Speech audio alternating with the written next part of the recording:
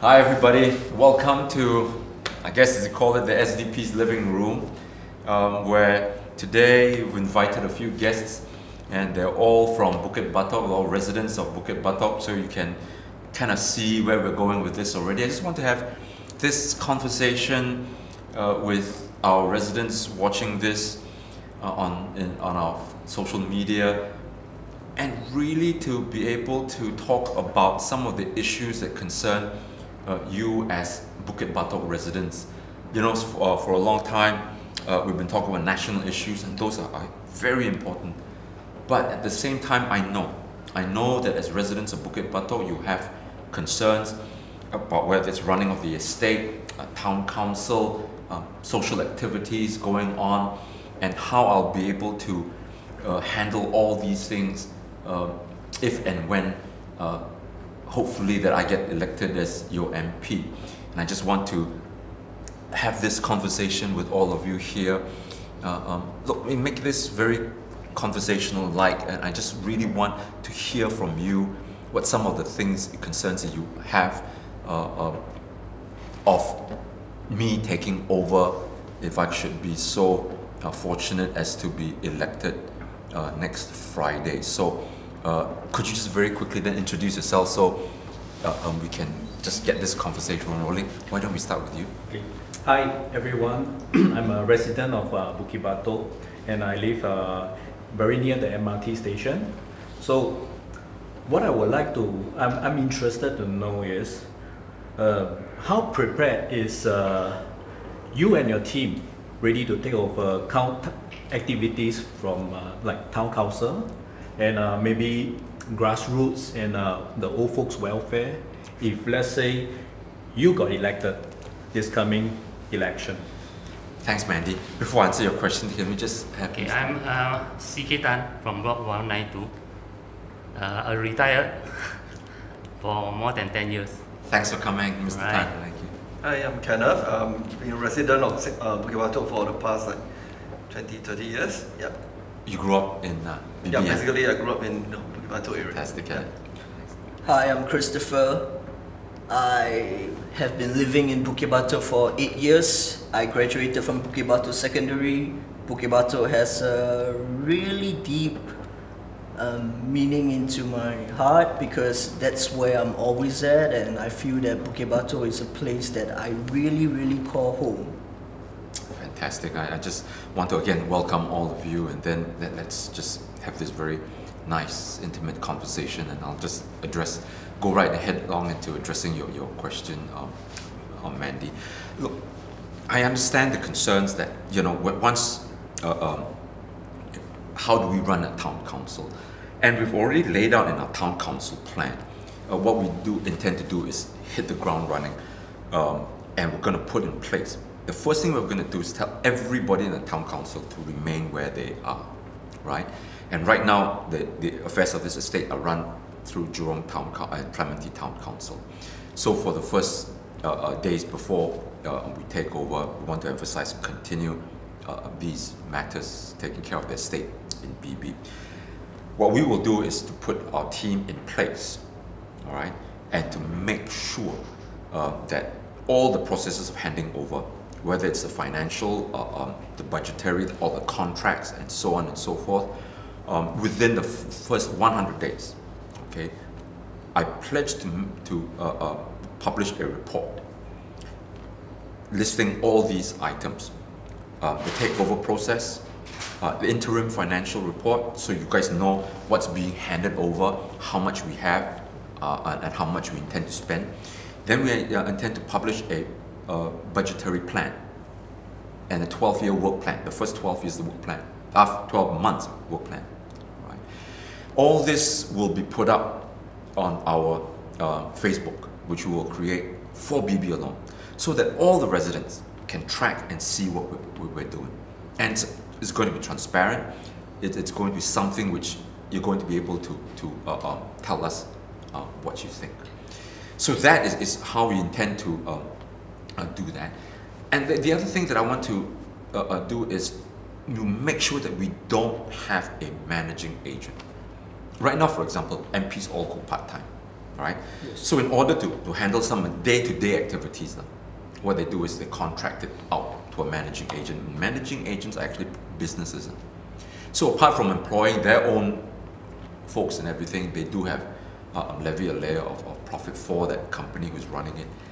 And then you end up, the residents end up having paying, and then you elect an MP to do the work, but then he contracts it out, makes you pay, and it just doesn't make any sense to me. For me, right, from day one, we'll be here, and we will make sure that we employ most qualified, experienced professionals to run, whether it's your GM, whether it's your procurement manager, whether it's your state manager, whether it's your communications manager, employ them, and they will all be answerable to me. And so there's no middle layer where you have to go through. No. If I may interrupt, because this has been nibbling me in my in my heart. What happens if we see a similar episode of what a classical example? What happened at the Aljunied Punggol Hougang Town Council? Do your team has contingency in place to really iron this out? I think the one thing that I've been able to glean from that situation, that was the computer services, and that the whole thing about PAP run town councils, the computer systems are all in place. We want to make sure that all these things continue to run, because even when they are not voted in, they have an obligation to the residents still to hand over the process properly. All right? Because if they mess it up, they're going to have to answer for it in the next elections, and we'll make sure of that. So we make sure that they fulfill the obligations, the handover process, everything is done, sui, that kind of thing, and make sure that don't play punk. It is no more SDP, PAP. It's the residents you're talking about. And if you want to mess with this thing politically just because you were not voted in, right? We will note that, right? But as I said, we've never experienced have any really adverse situations. Don't forget, we won, SDP won Bukit Gombak and Nisun Central and Potong Pasir years ago. And you know that Workers' Party actually won Hougang. And the handover process, everything I was there when Bukit Gombak was had Nisun Central as well years ago. The handover process was very smooth. Okay, so I want to assure residents that when it comes to these kinds of things, all right, that there is an orderly handover of all the matters, and to make sure that everything runs smoothly, we'll put it up transparently and present. Today we saw so and so and so, promised us that he'll hand over by when and everything, all these contract papers, outstanding and finances, so everything will be put up, so everybody will be on their toes. That's how we're going to assure residents. How about I have a question. For a place to do the meet the MP session, I'm sure if you take over, they are not going to lend you the kindergarten and the PAP space too. Oh yeah, so you have to really think. Sure. Yeah. What we want to do is to have an office, right, in this area here, in Bukit Batok, like what we're doing right now here. We are in Bukit Batok. That's why I can tell you right now, and it doesn't have to be only once a week at night, right? Not Yes. If you are here, your MP is on a full-time basis, right? Do you need to have to meet the people session at this 7 to office 10. Thursday? Yeah. No, if you're going to be in the coffee shops and everything, make the appointment. Say, come and see me. Okay, today we sit at the coffee shop, we finish up whatever we need to do. Yes. And normally you have to queue. Yes. Really Because long. there's queue, and Yeah, sometimes the queue. they tell people, oh sorry, you can come the next session because it's full already. Yes. They have rejected people before, the previous MP. Well, that's because the MP stays in the office, morning until evening, and then evening until then you have a few hours you come. But if you're here all the time, come in. See me. Convenient And even if timing. you don't have anything that you want to ask, get to know your MP. That's right? great. Like That's what is I'd like to get to know them on a personal basis. And sometimes it goes beyond just, hey, can you write this letter for me, HDB letter or police, I got fined. I just really like to get to know you as people. You know, what are your concerns? What are your worries for your children? Feedback to us, because that's what a parliament is, and for you to take all these concerns, bring and tell the people who make the policy, and say, hey, these are the things that people are very concerned about. That's how the MP's role is. Okay, so I have a question. A lot of the residents of Bukit Batok has been listening to our current MP, Mr. Mulali, has many plans that takes years to accomplish, and when you do become a Bukit Batok MP, what happens to the plans that are unfinished by Mr. Mulali? Yeah, you know, there'll be this handover process, as I said, all the contracts that will be given to us, and it will be getting an update now. And you just need to make sure that you hold all the contractors to the word. I was just down taking a look at some of the projects that are going on around Block 155 then. Some of the signboards come out and say, you know, projects that were due in 2017 are still going on in 2020 and not done yet. And these are the things, and there's no explanation. No accountability. No accountability to residents. And residents are paying for this, you know. Yes. And this is where I think, you know, an MP, like, you need to be on the ground ball. here. Yeah. Keep your eye on the ball, and you make sure that the contracts are all fulfilled and projects are completed within the. Otherwise, you know, there is. You have to hold the contractors responsible. Yeah. For those ongoing projects, definitely it will be carry on. It will not terminated because of takeover. Yeah, for sure. And they have a legal. These contractors have a legal obligation. Like, you sign the contract here. It doesn't matter who, you know, who takes over the town council. Finish up the project, and then we'll have, you know, things that we need to put in place. And if I may add, what are you going to do? Let's look at the Bukit Batok fire, for example.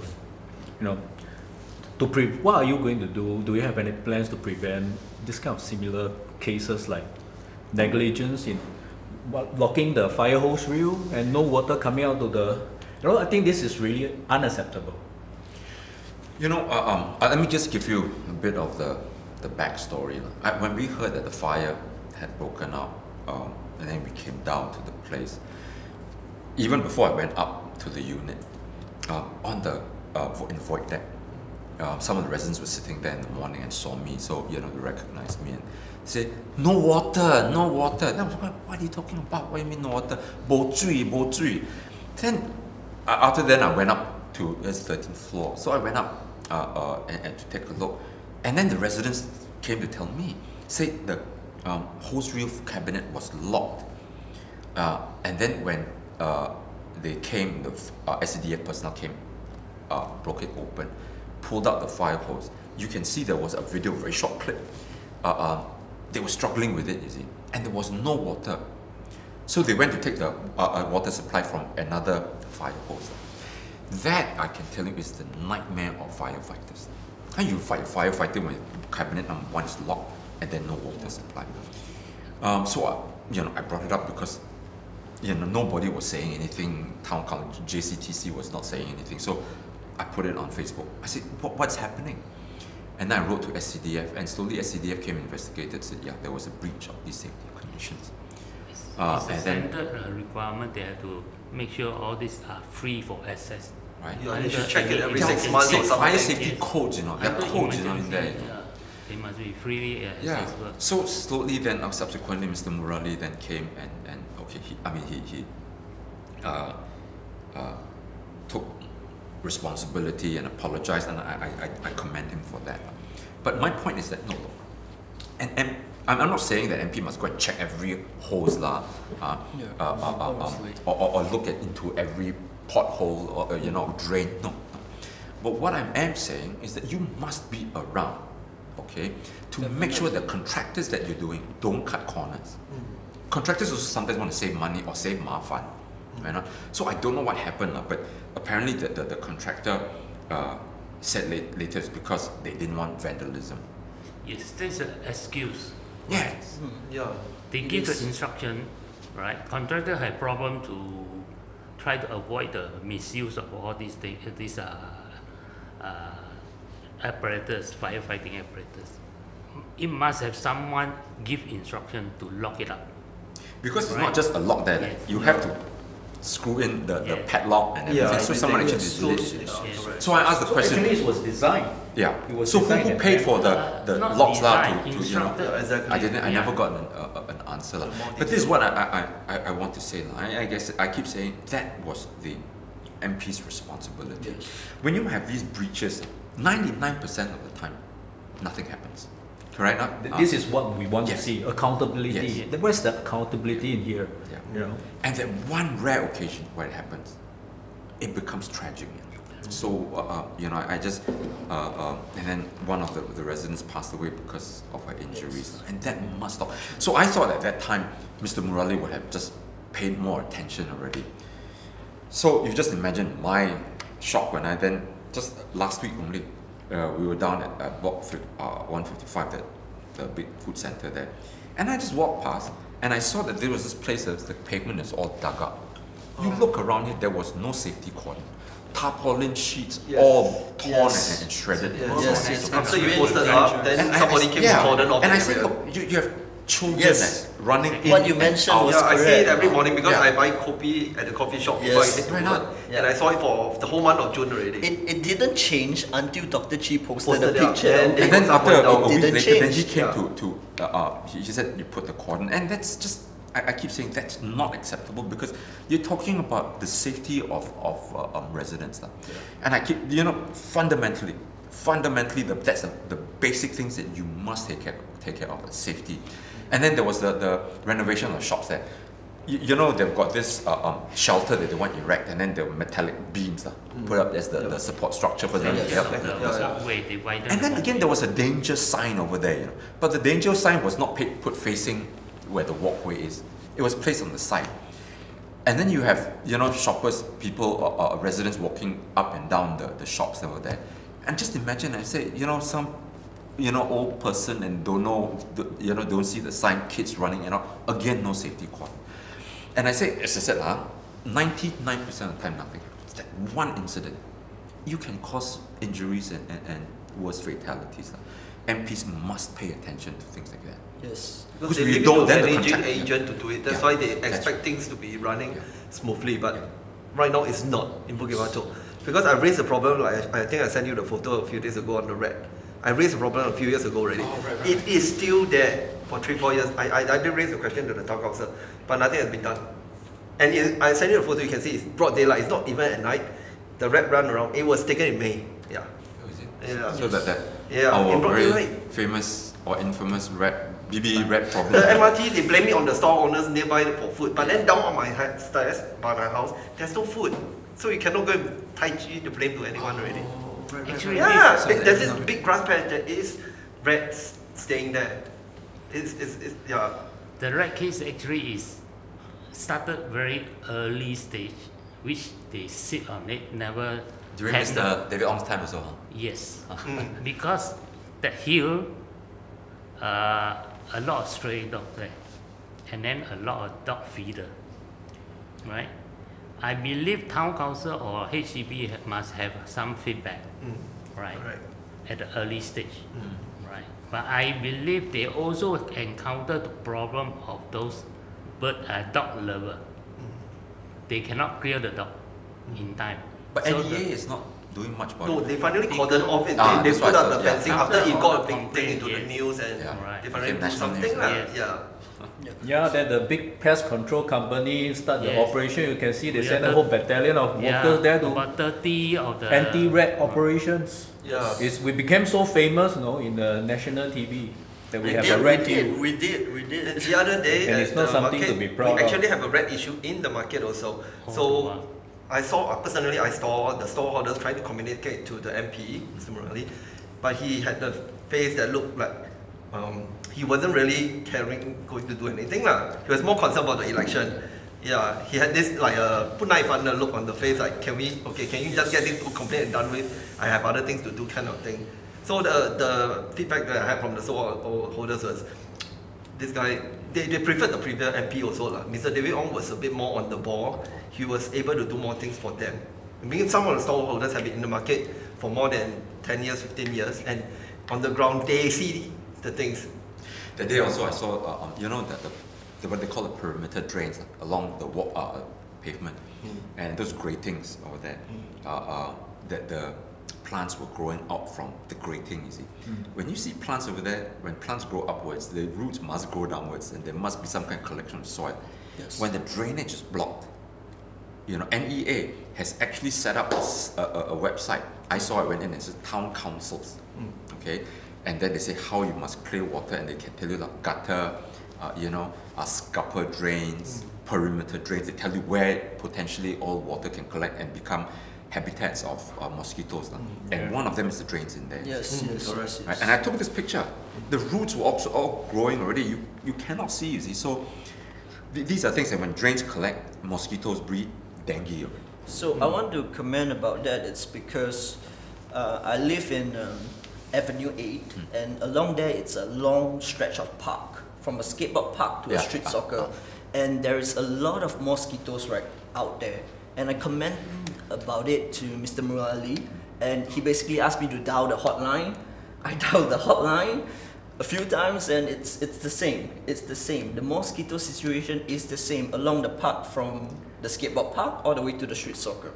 Nothing has changed Even the actually. skateboard. So really, it makes me wonder how a part-time MP, you know, who need to juggle between work and you know, the matters of the resident, really get down on the ground and address all this for us, because this is our safety, seriously. Mr. Tan, is there something you want to say about the skateboard Just park? now you saying the skateboard park there. Yes. I did observe some stagnant water after There the is, rain. there is, Yes, there right. is, there is. I don't know whether that is the breeding ground for the mosquito. It's also in the street soccer as well. Yes. Just the whole park. Right. I know. It's the maintenance part, you see. The maintenance I should say, is not up to my standard. And this morning, Okay. I was distributing flyers at MRT. A lady came out, resident block 226. She was saying that, you know, the on the around the block there, you know, the refuse all not collected and still, you know. And then somebody sent me a photo of his block, 1 month already, and they were saying, hey, bulky items not collected, and he'd been calling the town council. So all these things, as I said, I've heard good things about when Mr. David Ong was still around, and the residents, like, you know, you go your house visits, you walk and you hear all these things. And look, I did tell you again, I don't have anything personal against Mr. Murali. I just hope people don't go and like use this and then go and personally, you know, attack him and everything. That's not what I want. But I do want to know that the difference here is the idea of what an MP's role is. And I keep saying, with everything that you need to do, I just don't see how you can be a part-time. You look after the town council, right? You look after the residents' needs and to meet with them. Yes. And then don't forget your parliamentary role. Yeah. Parliamentary role is not going to sit there and just bow to them before the speaker and then you go and take your seat. You know, no, you've got to do research. You've got to do, you know, listen to your residents and bring their concerns to parliament.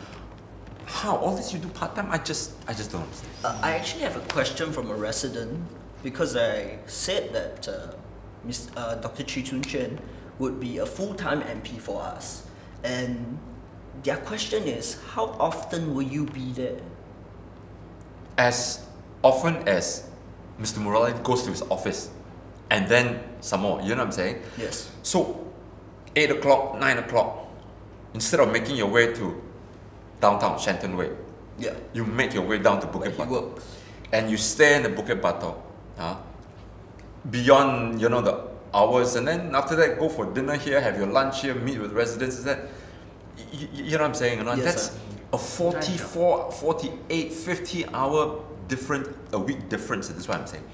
How much time can you, you know, how much more can you do if you're full-time versus part-time? Yes. And I think that we have addressed quite a lot about facilities and safety issues, and holding contractors, plans to hold contractors, all these the amenities to get them in order. But I think some of my neighbors, because they're elderly, they participate a lot in grassroots activities, this kind of stuff. So about their welfare and this kind of activities, what plans do you have in mind? You know, I don't want to this is one thing I've made up my mind a long time ago. As MP, I think you get it's not a salary, okay, they call it allowance, and as allowance, tax-free. You just make sure it's deducted for CPF and then MediSave. $16,000 a month, okay? I've said, you know, I will dedicate, at least get a portion of it, put it into a pot, right? And then from that pot, then you start a fund. Then you start a trust fund. You raise funds for, get a trust fund going. And we have a lot of low-income households in the constituency, okay? Somehow, you know, we need to give them a helping hand. And more than that, you know, I mentioned about, you know, the Dew, for example, right? Skype, right? Just across from that street, is block 210 where your low-income rental houses. You know, here we are living in this community, but I don't know you, you don't know me. They're separated. Right? So, yeah, so I live my life, you live your life, and it's like, you know, why call ourselves Singaporeans, is it? Why call ourselves Batokians? That's the role of the leader in that, to make sure we bridge people. And I want to appeal to some of our better off families. You've got your compatriots, your fellow Singaporeans that cannot even make ends meet.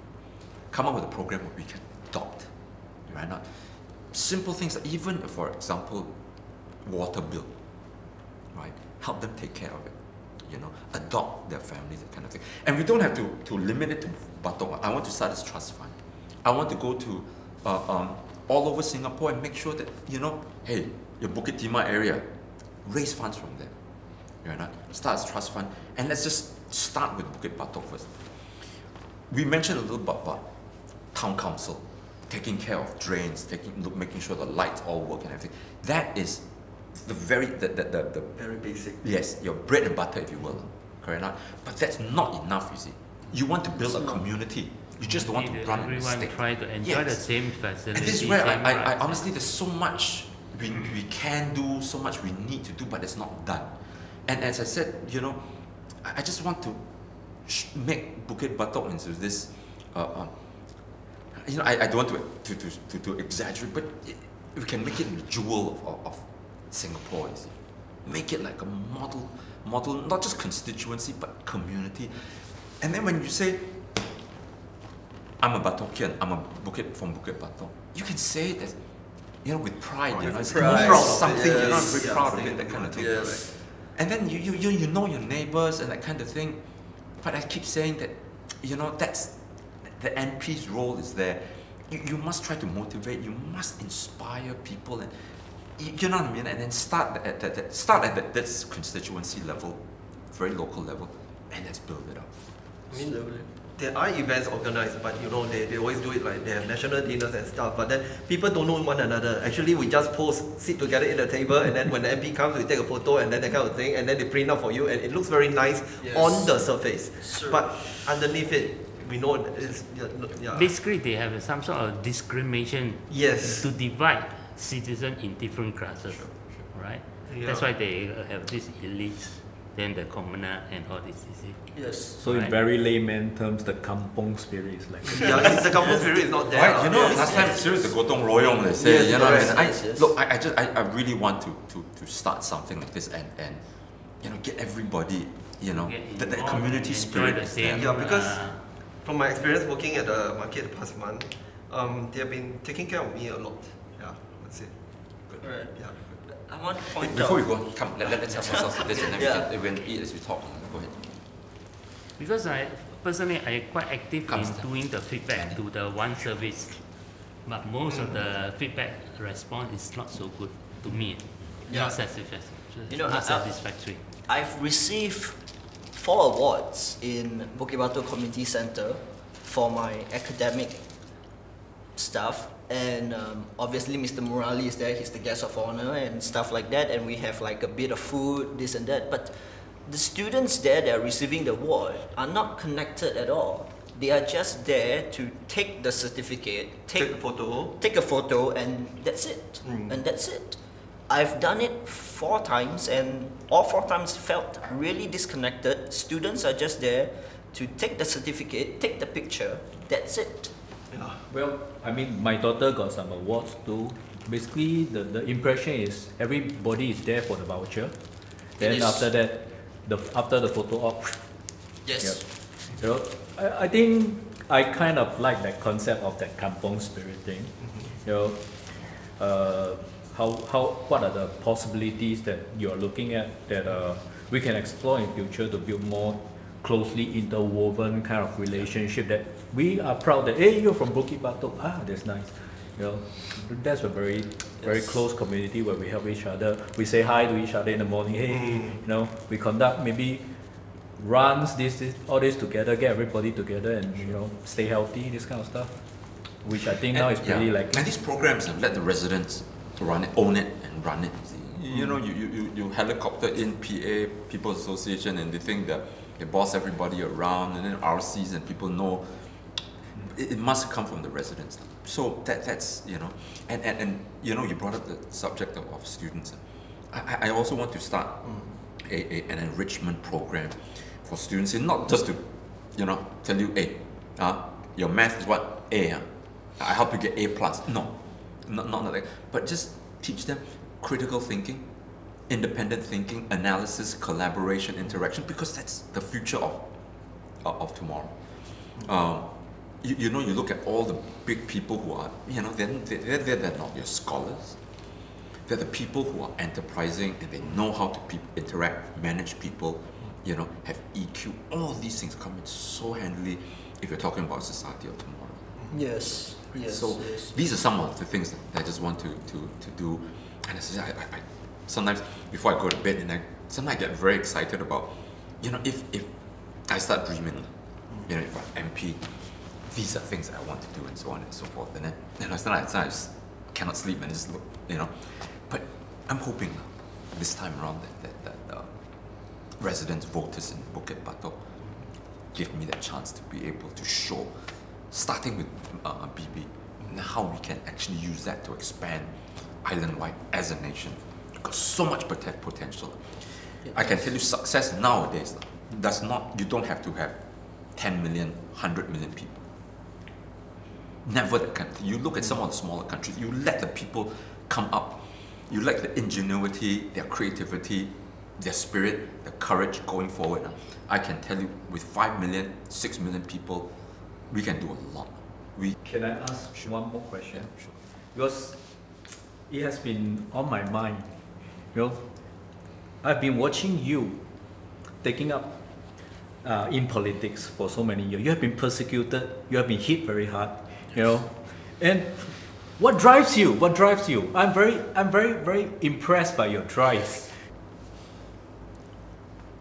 If you, I don't know, maybe I'll need a psychiatrist to psychoanalyze me, then I'd be able to give you the reason. I don't know. I'm just wired wrongly, I guess. No, it's good. But wired wrongly good. But it's I don't know. How do you define loyalty? How do you say that this is my country, right? I was born here. I don't know. It's, you know, the sights and sounds, you know, that make you familiar. I spent like maybe almost 10 years in the US. Right? I like the country, that it was very nice, but I never felt at home. I don't know, somehow. And then when sometimes you know, you then hear someone saying la, and then, you know, Singlish. You very naturally oriented. Yes, more connected. You know, become very comfortable with Every it. time You know what I'm overseas, you hear it. Right. Yeah. And you know, you may not like consciously think about it, but Yes. that's home, you see. That's home. Yeah. And then chicken rice lah, bak chor mee lah, laksa, mee rebus, all these things, they're all into our experience, consciousness, and you know, this is where we belong. And if this is where we belong, this is home. We make it work. And home is not where always that person that you always agree with them. You know, you've been to hotels, right? You don't have a say. Things are very nice, yes, but you don't have a say. But your home, it's a little bit messier, right? Not the towel is not always in place, the bedsheet is not always but that's home because you have a say in that. You run things, right? And that's where you belong. Right? But a lot of people would say Singapore is my home, but we don't have a say. We can change that. We can change that. And I'm saying, let's find the courage this 10th of July. Let's find the courage and make it our home. Make it at home. This Singapore it is ours, you know. It doesn't belong to any one party. It doesn't belong to any one group of small group of people. All of us, we have a stake in it. We built this country up. We have a stake. So, you know, 10th of July, let's go and make this Miss Singapore ours. Okay? And you take that one step with me. I'll take that 10 steps forward. But let's do it. Let's get it done. Well, I think you deserve the chance. He definitely does. We're gonna try. Yes. So again, thanks very much for coming, and I want to just express my when I go down to MRT and I see all of you, it helps. It helps. Okay. You know, the one thing that I also want to just say is that sometimes when you see me down in the streets, I'm very different, right? When you saw me, say, at the debate, people said, you know, how come you couldn't smile? You're so like aggressive like that. I wasn't angry. I have no grudges against Dr. Vivian Balakrishnan. But in a debate, sometimes you stay very focused. And you know, it comes across very differently now. But I want to assure everyone that if you see me, you know, down at the Kopitiam here or you know, in Block 155, that kind of thing, come up and see me. And you know, when I see you guys, I instinctively, I just smile. Because that's, you know, but when in a debate, my heart is all fighting for those issues. Yeah. You asked me to smile at that time when my heart is not feeling it. It's not authentic. I can say, you know that the CPF old people, and I just feel very fake. So Yes. Come on. We don't need a lion to represent the people. We don't need a sheep to represent the people to fight for our rights. We need a lion sorry. Yeah. So there's no reason you should smile to me. Yes, and some supporters of Vivian said that no point bringing up his the YOG thing. Then we can also don't bring up what PSB has done. We are looking at the current PAB, the 4G leaders. They have lost the way definitely and disconnected with the citizens. They're just thinking of their best interests, their own pockets. It's really, you can't fool us. Yes. And how can it hurt to have a real voice in Parliament? Yes. We are not expecting not expecting you all to take over and form the government, but at least you can vote and stop the government from randomly carrying out things without the best interest of our citizens. Actually, because it is hurting our jobs. So many people are doing Grab and food delivery when they are degree holders, and they are being retrenched and replaced by fellow by people, cheaper labor, and then they bring in their own people from that certain country, and I know. Right, riding on that, Kenneth, I think the debate has shown a very good example of how policies in Parliament should be debated about. So because there's this vibrancy, and this is the first time you see a PAP minister agreeing with opposition openly, in this kind of topics, then it becomes like we are really like what James is talking about, Dr. James is talking about, we are agitating towards a solution. So I think this is very healthy, and for the future of our for the Singaporean community and our competitiveness in this so messy and competitive climate, worldwide climate, I think that is the only way forward than to bulldoze certain policies which actually we don't like, to us. And so actually I'm looking forward, like in other countries where they have opinion polls, what a true democratic society should have opinion polls or referendums. You don't know, you don't need to guess, you give us a sync pass. We have sync pass, it's very easy. We go in, we click yes, no, then very fast at the flick of your finger you get the public opinion. Yes. You know? I think we're all for this. Yes. That's also, I think that's they're worried about this referendum. They don't want to get the feedback. They don't want the don't feedback. They just want to Then be. where's the accountability about being transparent to the citizen? there's no I don't see There's that. no It's transparency. always their best interest in their own pockets. Okay, so I just want to bring back to Bukit Batok again. For many of the Bukit Batok residents, they have really different opinions about Dr. Chee Soon-Juan.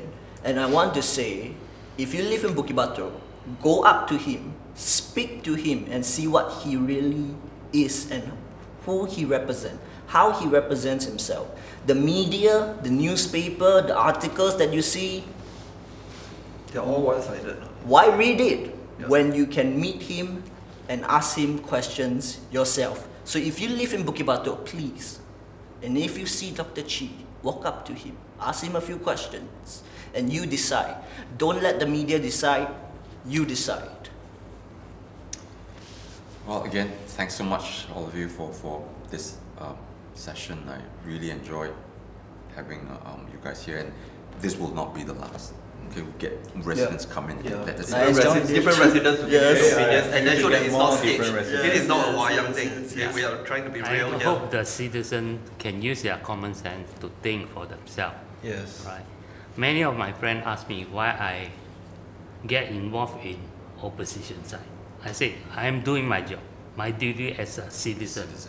I will decide who is the right person, who to have a good idea, able to produce the works for the citizen, right? Yeah. You don't just anyhow listen to one side story. You have to listen to both sides or more if possible, right? Then you decide yourself. Don't follow other people's.